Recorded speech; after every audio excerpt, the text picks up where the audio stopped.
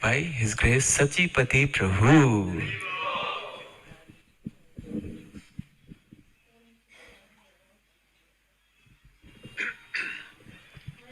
हरे कृष्णा। तो ये बहुत अच्छा है वैसे तो कि जब हम जप करने बैठते हैं तो उसका थोड़ा ग्लोरिफिकेशन सुनना चाहिए। जैसे आप देखते होंगे जब भी मैं कथा करता हूँ तो भागवतम का भी गुणगान थोड़ा सा सुनाया जाता है ताकि हम और इंस्पिरेशन के साथ चैंटिंग कर पाएं और उत्साह के साथ जप कर पाएं।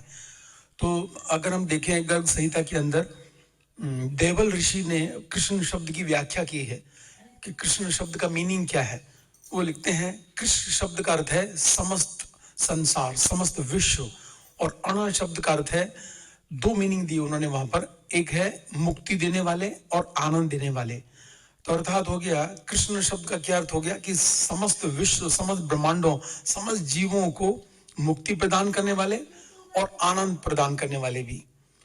तो पद्यावली के अंदर श्री रूप गोस्वामी 20 नंबर श्लोक में लिखते हैं, यदि कोई व्यक्ति भगवान श्री कृष्ण के नाम का उच्चारण करने की केवल इच्छा करता है, अभी जप किया नहीं है, अभी खाली इच्छा करता है, तो क्या लाभ मिलता है? बस आप ये प्रण कर लो कि मुझे भगवान के नाम का जप करना है। तो पहला लाभ क्या मिलेगा कि जो उनके जो शरीर में जितने भी पाप हैं वो कांपने लगते हैं, थर थर कांपने लगते हैं कि अब ये व्यक्ति जप करेगा हमारा क्या होगा, हमें तो भागना पड़ेगा। तो कांपने लगते हैं उनके शरीर में स्थित पाप, और जो मोह रूपी बसाम होता है हमारे हृदय में, वो मूर्छित होकर गिर पड़ता है कि अब तो जीने का कोई फायदा नहीं, यहाँ मरना पड़ेगा। मूर्छित होकर गिर पड़ता है। और जो यमराज जी के जो चित्रगुप्त, जो सबका लेखा जोखा रखते हैं, गुप्त रूप से सबकी वीडियो बनाते हैं, क्लिप बनाते हैं, चित्रगुप्त, वो क्या करते हैं, उस व्यक्ति के चरण नखों की ओर निहारना शुरू कर देते हैं कि ये व्यक्ति कितना अच्छा है, अब ये जप करेगा भगवान श्री कृष्ण के नाम का। और ब्रह्मा जी पहले से ही ऑर्डर दे देते हैं कि वो व्यक्ति भगवान का नाम जप करने लग गया है, उसके लिए अभी से बहुत ही सुंदर मधु पर्क, एक बहुत सुंदर सत्यलोक में मिलता है ये ड्रिंक, वो पहले से ही प्रिपेयर करके रखो, वो आएगा तो उसको हमें पूछना पड़ेगा, ऑफर करना पड़ेगा। सोचो अभी इस व्यक्ति ने अभी जप किया नहीं है, केवल इच्छा की है कि मैं हरे कृष्ण महामंत्र का जप करूंगा। ऐसे दो इंसिडेंट मिलते हैं गरुड़ पुराण के अंदर कि गरुड़ जी जा रहे हैं भगवान श्री कृष्ण के साथ में, और गरुड़ जी में और भगवान श्री कृष्ण में वार्ता होती है। तो गरुड़ जी कहते हैं, हे प्रभु आपका नाम तो ऐसा है, अगर कोई जैसे हिरन अगर बब्बर शेर की पूरी गिरफ्त में आ जाए, दोनों हाथों से जकड़ ले एक सिंह बब्बर शेर एक हिरन को, तो उसके बचने के कोई चांसेस नहीं होते। लेकिन हे प्रभु अगर बब्बर शेर रूपी पापों से कोई व्यक्ति घिर जाए, संसार में इतने पाप कर डाले और वो व्यक्ति हिरन के समान है, लेकिन ऐसी अवस्था में भी अगर कोई आपके नाम का उच्चारण कर दे, पूरे पुकार दे आपका नाम, तो ऐसी अवस्था में भी उसके निश्चित रूप से वो मुक्त हो जाएगा उस बब्बर रूप शेर रूपी पापों से। ये गरुड़ जी बोलते हैं, सोचिए हम को क्या जप कर रहे हैं।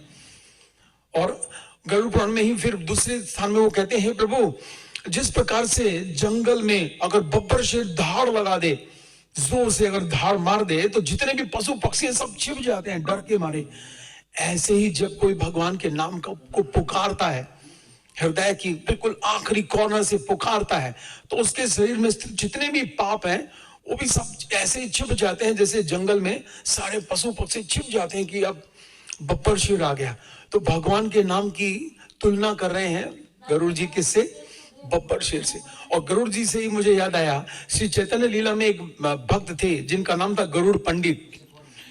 उन्होंने जब नाम की ग्लोरिफिकेशन सुना तो उन्होंने प्रण किया कि आज के बाद भगवान के नाम के अतिरिक्त कुछ नहीं बोलना है और न सुनना है। तो वो जब भी उनका नियम था कि पानी पीना हो तो वो बोलते थे, कृष्णा मिलेंगे क्या, कृष्ण मिलेंगे क्या, खाना नहीं बोलूंगा, पानी नहीं बोलूंगा, कुछ नहीं बोलूंगा, कृष्ण के अतिरिक्त मुख से कुछ नहीं निकालूंगा। तो एक बार वो जा रहे थे और आगे से किसी सर्प के ऊपर पांव पड़ गया उनका और सर्प ने उनको डस लिया। तो किसकी मृत्यु होनी चाहिए थी? उस व्यक्ति की मृत्यु होनी चाहिए थी जिसको सांप ने डसा। लेकिन चैतन्य भागवत में लिखा है कि मृत्यु हो गई सर्प की, क्योंकि वो कृष्ण नाम ले ले करके उसकी बॉडी पूरी स्पिरिचुअल हो गई थी। तो सोचिए हम क्या जप कर रहे हैं, ये ऐसा अनमोल रतन है जो कि हमें जीवन में कहां तक पहुंचा सकता है। आखिरी में वाल्मीकि जी का उदाहरण अगर हम देखें, सब जानते हैं वाल्मीकि जी नाम तक भी नहीं ले पा रहे थे। नारद जी ने जब देखा इतना पापी व्यक्ति है, चलो मरा मरा ही बोलो। और पद्म पुराण में लिखा है, वाल्मीकि रामायण में तो लिखा है कि बाद में उन्होंने रामायण की रचना की, लेकिन पद्म पुराण में एक कल्प में ऐसा भी हुआ कि अभी श्री रामचंद्र जी आए भी नहीं है, उन्होंने पहले से रामायण लिख दी, पूरी रामायण पहले से लिख दी। देखिए, मरा मरा जो व्यक्ति बोल रहा था नाम जप के बल पर, उन्होंने और कोई जिम्नास्टिक नहीं किया था। प्रभुपाद जी के कहते थे there is no gymnastic in Krishna consciousness. तो बस नाम जपा, पहले से रामायण तैयार कर दी। नारद जी के पास आते हैं, हे गुरु जी ये बताइए मैंने जो लिखा है राम जी यही करेंगे क्या? नारद जी ने कहा जो आपने लिखा है श्री रामचंद्र जी उसी के अनुसार अपना लीलाएं करेंगे। तो सोचिए, वो व्यक्ति जो भगवान का नाम नहीं ले रहा था, पहले से एडवांस में उसको लीला का सब स्फूर्ति हो गई। तो हमारे पास वो अनमोल रतन है, वो खजाना है, जैसे मीराबाई गाती है ना, पायो जी मैंने राम रतन धन पायो। तो ये रतन है, कृष्ण धन है। तो इसको पाने के लिए हमें लालायित होना चाहिए। जब भी नाम मौका मिले तो पूरे उत्साह के साथ इसका जप करना चाहिए। 16 के 16 तक एक भी पल बीते नहीं ऐसा। एक और छोटा सा इंसिडेंट मुझे याद आ रहा है कि कहते हैं कि अगर कोई पल आपका बीत जाए भगवान के नाम के बिना, अगर दिन में पूरा, तो ऐसे हाहाकार करके हाय हाय करके रोना चाहिए व्यक्ति को, जैसे कि घर में चोर घुसकर सब सामान ले जाने पर कोई व्यक्ति रोता है, हाय हाय सब कुछ तो लुट गया। एक पल भी अगर भगवान के नाम के बिना बीते, ऐसे रोना चाहिए हमें। तो हमारे पास इतनी बड़ी अनमोल वस्तु है जो कि इसलिए प्रभुपाद, गुरु महाराज, वैष्णवों के माध्यम से आ रही है, तो इसका हमें भरपूर सदुपयोग करना चाहिए। ठीक है, हरे कृष्णा।